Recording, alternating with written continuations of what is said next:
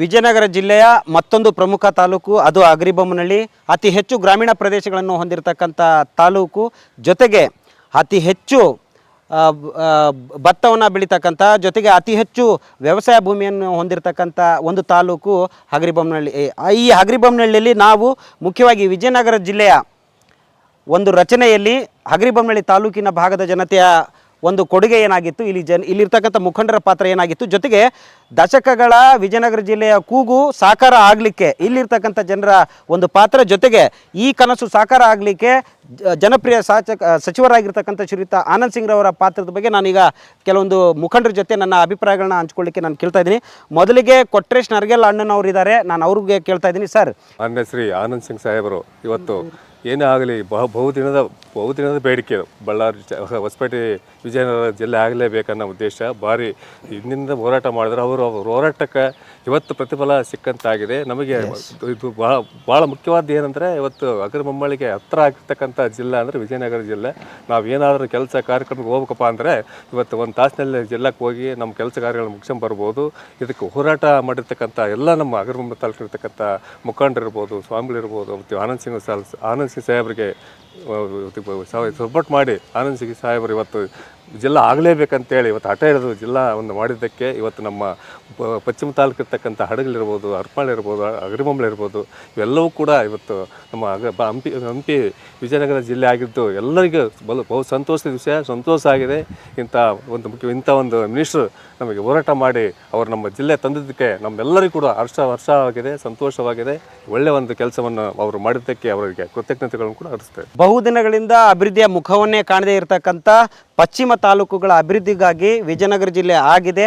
ಈ ವಿಜಯನಗರ ಜಿಲ್ಲೆ ಆಗಿದ್ದಕ್ಕೆ ಏನೆಲ್ಲ ಸಮಸ್ಯೆಗಳು ನಿವಾರಣೆ ಆದವು, ಜೊತೆಗೆ ವಿಜಯನಗರ ಜಿಲ್ಲೆ ಆದ ನಂತರ ಅಗ್ರಿಬೊಮ್ಮನಹಳ್ಳಿ ತಾಲೂಕಿಗೆ ಯಾವೆಲ್ಲ ರೀತಿಯ ಸೌಕರ್ಯಗಳು ಬರ್ತವೆ ಅನ್ನೋದಕ್ಕೆ ತಮ್ಮ ಅಭಿಪ್ರಾಯಗಳನ್ನು ಹಂಚ್ಕೊಳ್ಳಿಕ್ಕೆ ಅಗ್ರಿಬೊಮ್ಮನಹಳ್ಳಿಯ ತಾಲೂಕಿನ ಮತ್ತೋರ್ವ ಮುಖಂಡರಾಗಿರ್ತಕ್ಕಂಥ ಜಿಲ್ಲಾ ಪಂಚಮಿ ಸಾಲ ಮುಖಂಡರು ಆಗಿರ್ತಕ್ಕಂಥ ಶ್ರೀಯುತ ಚಂದ್ರಶೇಖರ್ ಭದ್ರವಾಡಿ ಅಣ್ಣನವರಿದ್ದಾರೆ. ಅವರು ಕೂಡ ತಮ್ಮ ಅನಿಸಿಕೆ ಕೇಳಲಿಕ್ಕೆ ನಾನೀಗ ಕೇಳ್ತಾ ಇದ್ದೀನಿ. ಸರ್, ಹೇಳಿ ಸರ್, ಈಗ ವಿಜಯನಗರ ಜಿಲ್ಲೆ ರಚನೆ ಬಗ್ಗೆ. ವಿಜಯನಗರ ಅಂದ ತಕ್ಷಣ ಅದಕ್ಕೆ ಅದರದೇ ಆದ ಒಂದು ಮಹತ್ವ ಇದೆ. ಕೃಷ್ಣದೇವರಾಯ ಅವರು ಸಾಮ್ರಾಜ್ಯವನ್ನು ಕಟ್ಟಿ ಬೆಳೆಸಿರ್ತಕ್ಕಂಥ ಒಂದು ಇತಿಹಾಸ ಇರ್ತಕ್ಕಂಥ ಒಂದು ಹೆಸರು. ಈ ಹೆಸರನ್ನು, ನಮ್ಮ ಇತಿಹಾಸದ ಪುಟದಲ್ಲಿ ಇರ್ತಕ್ಕಂಥ ಹೆಸರನ್ನು ಮುಂದಿನ ಇತಿಹಾಸಕ್ಕೆ ಕೊಂಡೊಯ್ಯುವಲ್ಲಿ ನಮ್ಮ ವಿಜಯನಗರ ಜಿಲ್ಲಾ ಉಸ್ತುವಾರಿ ಸಚಿವರಾಗಿರ್ತಕ್ಕಂಥ ಮಾನ್ಯ ಶ್ರೀ ಆನಂದ್ ಸಿಂಗ್ ಸಾಹೇಬರು ಶ್ರಮ ತುಂಬ ಇದೆ. ಬಳ್ಳಾರಿ ಜಿಲ್ಲೆಯ ಕೇಂದ್ರ ಕಚೇರಿಗೆ ಹೋಗಬೇಕಾದ್ರೆ ಸುಮಾರು ಕೊನೆಯ ಭಾಗದಿಂದ, ಬಳ್ಳಾರಿ ಜಿಲ್ಲೆಯ ಗಡಿ ಭಾಗದಿಂದ ಜಿಲ್ಲಾ ಕೇಂದ್ರ ಕಚೇರಿಗೆ ಬರಬೇಕಂದ್ರೆ ಸುಮಾರು 200 ಕಿಲೋಮೀಟ್ರ್ ಮೇಲ್ಗಡೆ ಅದರದ್ದು ವ್ಯಾಪ್ತಿ ಇತ್ತು. ಒಂದು ಆಫೀಸಿನ ಕೆಲಸ ಮಾಡಬೇಕಾದ್ರೆ ಅವ್ರು ಬೆಳಿಗ್ಗೆ 4 ಗಂಟೆಗೆ ಬಿಟ್ರೂ ಬಂದು ಸೇರೋದು, ಮತ್ತು ಆಫೀಸ್ ಕೆಲಸ ಮುಗಿಸ್ಕೊಳೋದು, ಹೋಗೋದು ತುಂಬ ತೊಂದರೆ ಆಗ್ತಿತ್ತು. ಸಾಮಾನ್ಯ ಜನರು ಬಂದು ಈಗ ಬಸ್ಸಿಗೆ ಬರಬೇಕಾದ್ರೆ ಬರೋಕ್ಕೆ ಸಾಯಂಕಾಲ ಆಗ್ತಿತ್ತು. ಸಾಮಾನ್ಯ ಜನರಿಗೆ ಕೈಗೆಟಲಾರದ ತುತ್ತಾಗಿತ್ತಿದ್ದು. ವಿಜಯನಗರ ಜಿಲ್ಲೆ ಮಾಡೋದ್ರಿಂದ ಎಷ್ಟು ಉಪಯೋಗ ಆಯಿತು ಅಂದರೆ, ಆನಂದ್ ಸಿಂಗ್ ಸಾಹೇಬರಿಗೆ ನಾವು ಎಷ್ಟು ಚಿರಋಣಿ ಆಗಿರ್ಬೇಕಂದ್ರೆ ಜೀವನ ಪೂರ್ತಿ ನಾವು ಪಶ್ಚಿಮ ತಾಲೂಕಿನವರು ಚಿರಋಣಿ ಆಗಿರಬೇಕು. ಆಮೇಲೆ ಇನ್ನೊಂದು, ಭೌಗೋಳಿಕವಾಗಿ ಅಗ್ರಿಬೊಮ್ಮನಹಳ್ಳಿಗೆ ಆಗಿದ್ದರೆ ಒಳ್ಳೇದಿತ್ತು ಅಂತ ನಾವು ಅಂದ್ಕೊಂಡಿದ್ವಿ. ಆದರೆ ವಿಜಯನಗರಕ್ಕೆ ಅದರದ್ದೇ ಆದ ಒಂದು ಇತಿಹಾಸ ಇರೋದರಿಂದ, ವಿಜಯನಗರ ಜಿಲ್ಲೆ ಮಾಡಿರೋದ್ರಿಂದ ನಮ್ಮ ವಿಜಯನಗರ ಜಿಲ್ಲೆಗೆ ಒಂದು ಕಿರೀಟ ಇಟ್ಟ ಥರ ಆಗಿದೆ ವಿಜಯನಗರ ಜಿಲ್ಲೆ ಆಗೋದ್ರಿಂದ. ಮತ್ತು ಅಭಿವೃದ್ಧಿ ವಿಚಾರವಾಗಿ ಸಾಕಷ್ಟು ಅನುದಾನನ ಈಗ ಬಿಡುಗಡೆ ಮಾಡಿಸಿದ್ದಾರೆ ಆನಂದ್ ಸಿಂಗ್ ಸಾಹೇಬರು. ತುಂಬ ಖುಷಿ ಆಗ್ತಾ ಇದೆ. ನಾವೆಲ್ಲ ಪಶ್ಚಿಮ ತಾಲೂಕುಗಳ ಸುಮಾರು ಅಸಂಖ್ಯಾತ ಜನರು ನಾವು ಚಿರಋಣಿ ಆಗಿರ್ತೀವಿ. ಯಾವುದೇ ಕಾರಣಕ್ಕೂ ನಾವು ಆನಂದ್ ಸಿಂಗ್ ಸಾಹೇಬ್ರನ್ನ ಜೀವನದಲ್ಲಿ ಮರಿಲಾರದಂಥ ಒಂದು ನಮ್ಮ ಕೊಡುಗೆಯನ್ನು ಅವರು ನೀಡಿದ್ದಾರೆ ಅಂತ ಹೇಳ್ತಾ, ಅದರ ಕೊಡುಗೆ ಕೂಡ ಮಾನ್ಯ ಯಡಿಯೂರಪ್ಪ ಸಾಹೇಬರು ಕೂಡ ಸೇರಬೇಕಾದ್ದು ಅದೇ ಸಮಯದಲ್ಲಿ ಜಿಲ್ಲೆ ಘೋಷಣೆ ಮಾಡಿದರು. ಹಾಗಾಗಿ ಮತ್ತು 3ನೇ ತಾರೀಕು ಆನಂದ್ ಸಿಂಗ್ ಸಾಹೇಬ್ರದ್ದು ಜನ್ಮದಿನ ಇರೋದ್ರಿಂದ ಅವರು ಜೀವನ ಪೂರ್ತಿ ಸುಖವಾಗಿರಲಿ, ಸಂಪದ್ಭರಿತವಾಗಿ ಅವ್ರ ಜೀವನ ಮೆರಗಲಿ, ಇನ್ನೂ ಹೆಚ್ಚಿನ ಅಧಿಕಾರ ಮತ್ತು ಎಲ್ಲವನ್ನು ದೇವರು ಕಣಿಸ್ಲಿ ಅಂತ ಹೇಳ್ತಾ ನನ್ನ ಮಾತಿಗೆ ವಿರಾಮ ಕೊಡ್ತೀನಿ. ಈಗ ಅಗ್ರಿಬೊಮ್ಮನಹಳ್ಳಿ ತಾಲೂಕಿನ ಮತ್ತೋರ್ವ ಮುಖಂಡರಾಗಿರ್ತಕ್ಕಂಥ ಸಿದ್ದಪ್ಪನವ್ರು ನಮ್ಮ ಜೊತೆಗಿದ್ದಾರೆ. ಅವರು ಈ ವಿಜಯನಗರ ಜಿಲ್ಲೆ ಕುರಿತಾಗಿ ತಮ್ಮ ಅನಿಸಿಕೆಗಳನ್ನ ಕೇಳಬೇಕಂತ ಹೇಳಿ ನಾನು ಹೇಳ್ತೇನೆ. ನನ್ನ ಹೆಸರು ಪೂಜಾರಿ ಸಿದ್ದಪ್ಪ.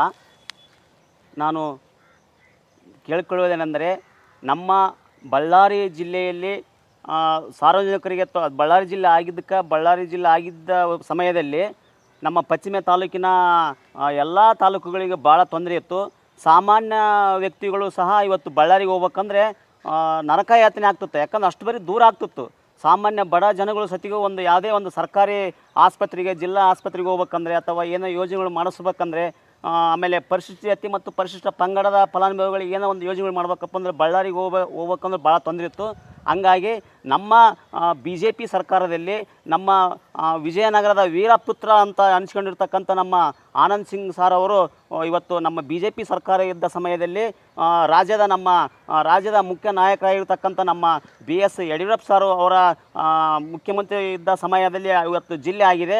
ಇವತ್ತು ನಮ್ಮ ರಾಜ್ಯದ ಒಂದು ಪಕ್ಷದ ಒಂದು ಭಾಳ ನಮಗೆ ತುಂಬ ಖುಷಿಯಾಗಿದೆ. ಯಾಕಂದರೆ ಬಳ್ಳಾರಿ ಜಿಲ್ಲೆ ಅಂದರೆ ಒಂದು ದೂರ ಆಗ್ತದಪ್ಪ, ನಮಗೆ ಜಿಲ್ಲೆ ಆಗಬೇಕು. ಎಲ್ಲ ಶಿಕ್ಷಣ ಮತ್ತು ಆರೋಗ್ಯದ ಬಗ್ಗೆ ಹೆಚ್ಚಿನ ರೀತಿಯಾಗಿ ತೊಂದರೆ ಆಗ್ತಿತ್ತು ಅಲ್ಲಿ ಹೋಗ್ಬೇಕಂದ್ರೆ ಬಳ್ಳಾರಿಗೆ. ಈಗ ವಿಜಯನಗರ ಜಿಲ್ಲೆ ನಮಗೆ ಅಕ್ಟೋಬರ್ 2ನೇ ತಾರೀಕಿಂದ ಇವತ್ತು ಉದ್ಘಾಟನೆ ಮಾಡೋದ್ರ ಜೊತೆಗೆ ನಮಗೆ ವಿಜಯನಗರ ಜಿಲ್ಲೆಯ ಜನಕ್ಕೆ ಭಾಳ ತುಂಬ ನಮಗೆ ಸಂತೋಷ ಆಗ್ತೈತಿ.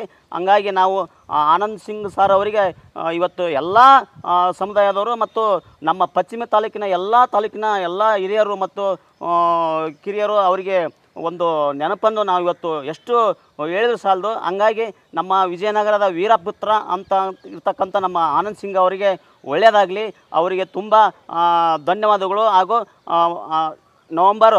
ಅಕ್ಟೋಬರ್ 3ನೇ ತಾರೀಕು ಅವರ ಹುಟ್ಟಿದಬ್ಬ ಇರುವುದ ಕಾರಣ ಸಂದರ್ಭದಲ್ಲಿ ಇವತ್ತು ನಮಗೆ ಇನ್ನೊಂದು ಏನು ಖುಷಿ ಅಂದರೆ ಆನಂದ್ ಸಿಂಗ್ ಅವರ ಹುಟ್ಟಿದಬ್ಬ ಇರೋದಕ್ಕೆ ನಮಗೆ ತುಂಬ ಒಂದು ಖುಷಿಯಾಗಿದೆ. ಹಂಗಾಗಿ ನಮ್ಮ ರಾಜ್ಯದ ನಾಯಕರು ಮತ್ತು ನಮ್ಮ ವಿಜಯನಗರದ ಜಿಲ್ಲೆಯ ಎಲ್ಲ ಸಮುದಾಯದ ಎಲ್ಲ ಹಿರಿಯರಿಗೂ ಕಿರಿಯರಿಗೂ ಪರವಾಗಿ ನಮ್ಮ ಹಗರಿಬೊಮ್ಮನಹಳ್ಳಿ ತಾಲೂಕು ವತಿಯಿಂದ ನಾವು ಅವರಿಗೆ ಧನ್ಯವಾದಗಳನ್ನು ಹೇಳ್ತೀವಿ ಅಂತ ಮಾತಿಗೆ ಹುಟ್ಟುಹಬ್ಬದ ಶುಭಾಶಯಗಳನ್ನು ಕೋರ್ತೇವೆ.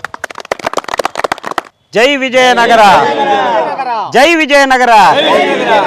ವಿಜಯನಗರ.